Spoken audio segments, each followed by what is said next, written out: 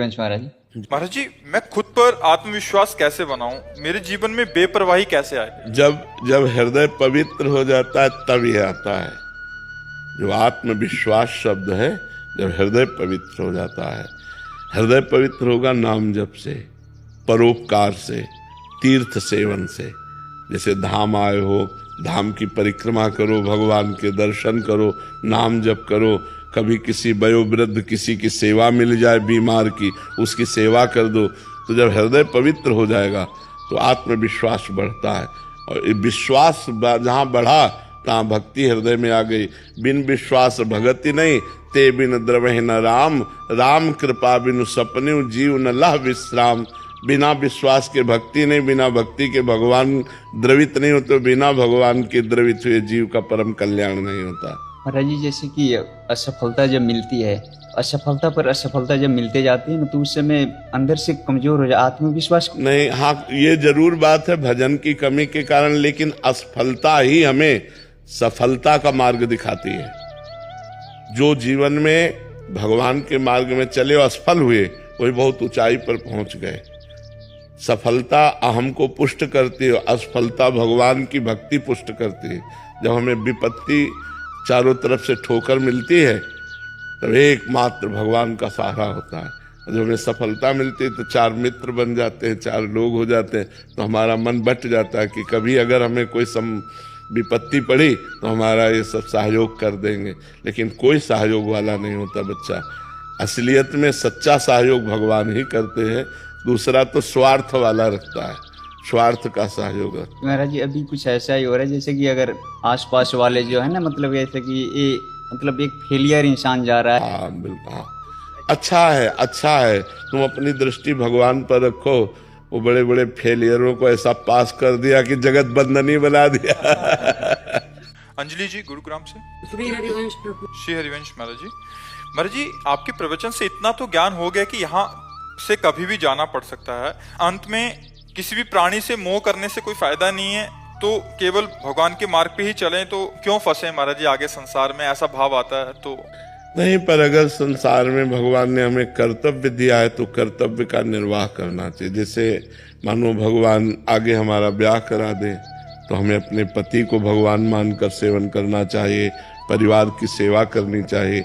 मनुष्य जीवन परोपकार के लिए मिला है। अब अगर ब्याह प्रारब्ध में नहीं है तो ब्रह्मचर्य रह करके निर्वाह कीजिए। अगर ब्याह है तो विरोध नहीं करना चाहिए।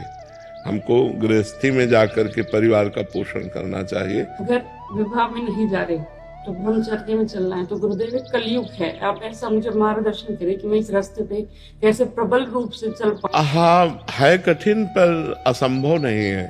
यदि हम अपने पे स्थित रहें और हम कुसंग ना करें, खान पान पवित्र रखें, तो कुछ समय बाद मन शांत हो जाता है, फिर मन संसार की तरफ नहीं जाता। पर है कठिन, मतलब असंभव नहीं है पर सरल भी नहीं है। ब्रह्मचर्य रहना कोई सरल नहीं है, बहुत कठिन कार्य है। महीना 15 दिन, साल 6 महीना, इसके बाद जब मन अपना स्वरूप धारण करता, भागता है संसार की तरफ। देखो, हम एक चीज बताएं आपको, हम सबके अंदर एक कमजोरी है, हमें कोई प्यार करे।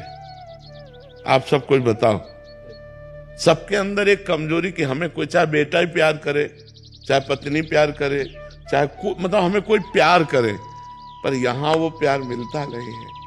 वो प्यार केवल भगवान से मिलता है। जो हम चाहते हैं कि निस्वार्थ कोई हमारा सहयोग करे और हमें प्यार करे, तो यहाँ सब स्वार्थ से प्यार करते हैं। कोई निस्वार्थ प्रेम करने वाला तो है नहीं, वो केवल परमात्मा ही है। और उनसे हमारा लगाव नहीं, भगवान से लगाव नहीं। और संसार में हम प्यार चाहते हैं तो धोखा मिलता है। तो हमें चाहिए कि अपने मन को बचा के हरि के चरणों में, सावई मना कृष्ण पदारविंदयो, भगवान के चरणों तक पहुंचा दें, तो मनुष्य जीवन की सार्थकता हो जाएगी। और ये कमजोरी बहुत गिराती है। हमें कोई प्यार करे, ये कमजोरी को हम जो बात कहते हैं, हम अपनी मन की पढ़ाई की बात कहते हैं। तो मन में अब जैसे माँ पिता भाई बंधु परिवार सबको छोड़ा, अब कोई हमारा नहीं, बचपन से बाबा जी बने, तो मन में एक जगह बची, पर हमको आज तक कोई ऐसा नहीं मिला जो हमको प्यार करे, वो अपने लिए हमको प्यार करना, अपने लिए हमें प्यार करेगा, हमारे लिए हमको कोई प्यार नहीं करता। तो ये बात हम अनुभव की कह रहे हैं। आप तो मान लो घर गृहस्थी संसार में हो, हम तो लाखों करोड़ों खोपड़ियां देख डाली, लाखों को बचपन से लाखों करोड़ों को, लेकिन भैया हमारा जो मन मांग रहा था वो कहीं नहीं मिला, वो प्रिया जी के चरणों तो इसीलिए हमें लगता है कि सबके मन में ऐसा होगा जब हमारे मन में है कि कोई तो अपना हो। ये ढूंढने पर केवल भगवान के ही चरण समझ में आए और कोई समझ में नहीं आया कि कोई अपना है या कोई हमें प्यार कर सकता है। सब अपने स्वार्थ के लिए प्यार करते हैं, हमारे लिए कोई प्यार करने वाला है तो भगवान। तुम तुम्हार सेवक असुरारी, स्वार्थ रहित जग जुग उपकारी।